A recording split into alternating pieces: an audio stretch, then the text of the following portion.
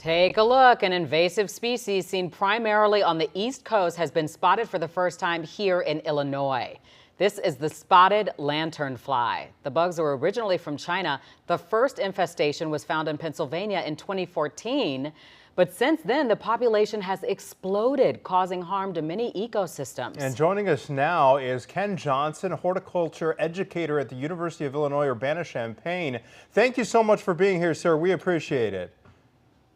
Thanks for having me on. Okay, so put into perspective this problem for us, what exactly these bugs do and how they are harming the ecosystem here in Illinois. Yeah, so these are going to be plant feeders. They're going to feed on a wide variety of different plants, over 100 different species they've been found to feed on. Some of the ones they more commonly feed on, things like black walnut, maples, tree of heaven, grapes as well. So that's kind of some of the ones that we're concerned about. In addition to their feeding damage, they also produce honeydew, which is kind of a liquidy, sugary liquid that will fall down on plants, and then sooty mold will grow on that, and that can reduce the amount of photosynthesis. So they make kind of a mess as well. Wow. Fortunately, they haven't really been found to kill trees, primarily tree saplings and grapes, but larger mature trees, they cause a little bit of damage, but they're not killing trees like emerald ash borer or something like that. Well, that's good to know. I know you said experts are still working on the numbers just to see how many are here, but how did they get here? How did they make their way to our state? So not entirely sure. Probably like a lot of other invasive insects, they've been spread by humans, whether that be in infested plant material. Plant material is being moved with insects or eggs on them.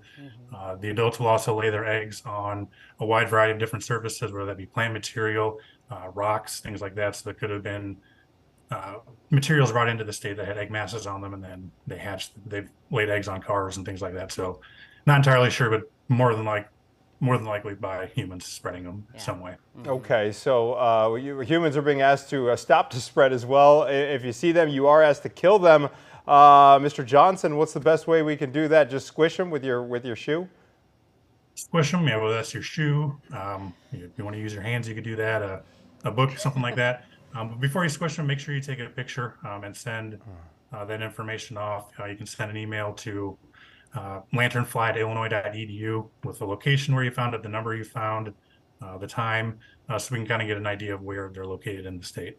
If you find egg masses, you can scrape those off the surface and then put that into rubbing alcohol to kill the eggs.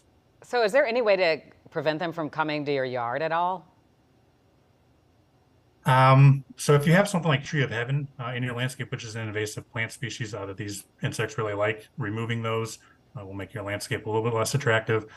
Inspecting plant material, make sure there's no insects on there. Inspecting things that the eggs may be on, whether that be vehicles, lawn furniture, things like that. And inspecting those things to make sure there's no egg cases on there will help slow the spread of them. There's no silver bullet, though, to kind of keep them out of your landscape. All right. Ken Johnson with the U of I, thank you for your time, sir. We appreciate it. You're welcome. Thanks for having me. All right.